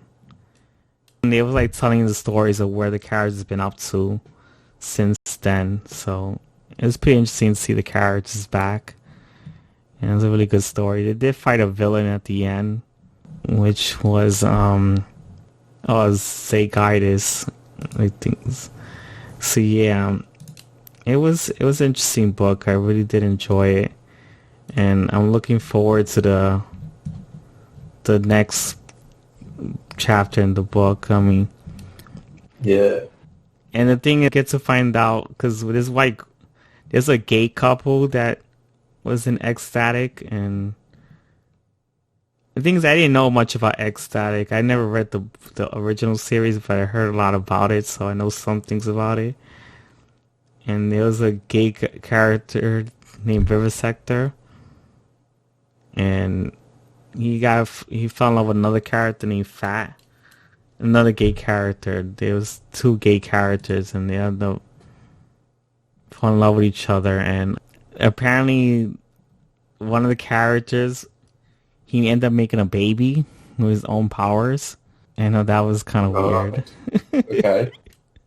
So he ended up having a daughter, and now she's gonna be part of the team as well.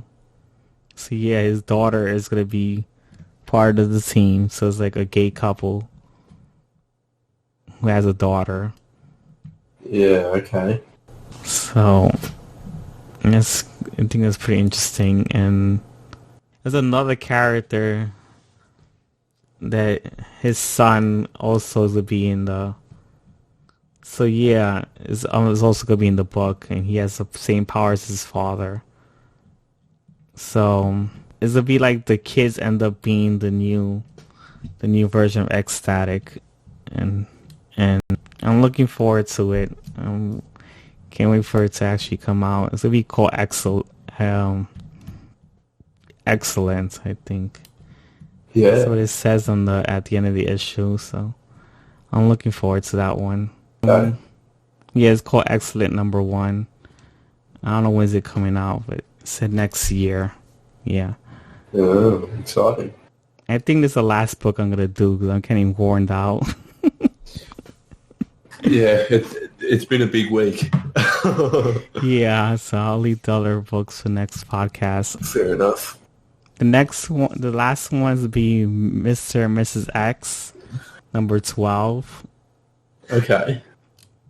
It's another final issue, and this one deals with Gambit and Rogue. They fighting. The thing is, Rogue is in prison with this. Yeah, she's in prison with some villain. I forgot her name already. Jesus Christ. So yeah, the villain traps Rogue, and Gambit has to save her. Yeah. I'm just trying to figure out the characters' names. It's Kandra. That's the villain's name. Okay. Kandra, and she ends up trapping Rogue and betraying the thieves that were. The thing is, the thieves wanted Rogue and Gambit to be separated. They hated that they got married. Yeah. Like his family, like Gambit's family, they didn't want them to be married. So they trying to find a way to like maybe kill kill Rogue, and Gambit and Rogue were they both were chained up, and she was trying to find a way to like convince Gambit to kill Rogue, but he ends up not. So he ends up using his. It's just weird. He ends up like having like he ends up turning like a something in his mouth, like he charged up something that was in his mouth, and then the shooting it towards Chandra, whatever her name is. And he ends up charging the chains in his hands and makes an explosion and ends up getting Rogue out, and they end up fighting the villain and the thieves, and Belladonna ends up joining them. Yeah. Because she was also she didn't think that Chandra was gonna betray the thieves and kill Rogue for herself. Yeah. So they end up taking Chandra and putting her in prison.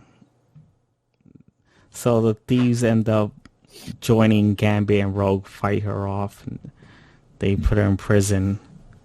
And then that was pretty much the end of the book. Rogue and Gambit said they're going to stay married, they're going to be together, and they just kind of worry what's happening with the X-Men, because they heard that this takes place before Age of X-Men, so they thought that, because they heard news that they got killed off supposedly, but they just got transported to another world. So the end of the book was them finding out what actually happened, and that was the end of it. So I gave this one a 8.0. It was pretty good. I did enjoy it.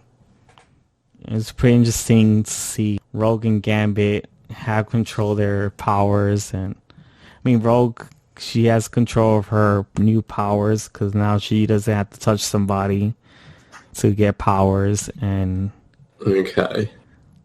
she was able to finally control that in here. And Gambit, it seems like he got his powers that now he can charge up without his hands. He could do it with his mind again. So I guess that was interesting. And I just wish they explained it, because I remember reading that those powers were taken away from him, because it was in the apocalypse. He was a horseman of the apocalypse kind of thing, and they got rid of those powers. So it's kind of weird that he just has them back again. Yeah. So, because not before, just mysteriously. Before he couldn't control charging with his mind. It was just his hands, and now he controlled his mind again. So it's just kind of weird. Okay. It's like plot convenience happened, and I didn't like that. Yeah. So yeah. So it was a pretty good story. I didn't want the series to get canceled because I did enjoy it. It was really fun. So yeah, that's pretty much it. I'll talk about the other books next podcast. Fair enough. So yeah. Is there anything else you want to talk about? I think I'll save everything I'll talk about for next week, I think. Okay. Or just whenever we get time, because I imagine it's getting pretty late over there. Yeah, it is. It's already 1 o'clock. Yeah. So yeah. All right, we'll wrap this one up then. All right, so I hope everyone enjoyed the podcast, and look forward to the next episode. And yeah, it'll take me a while to catch up to everything, but I'll get there eventually. So hope everyone could bear with me with that. So it's all right, we'll do it. We'll get there. Right. We'll hopefully be more consistent from now too. Yeah. All right, so. All right. Too good. Thanks for listening. Thanks for listening, guys. See you later. Bye. All right, bye. Hell yeah.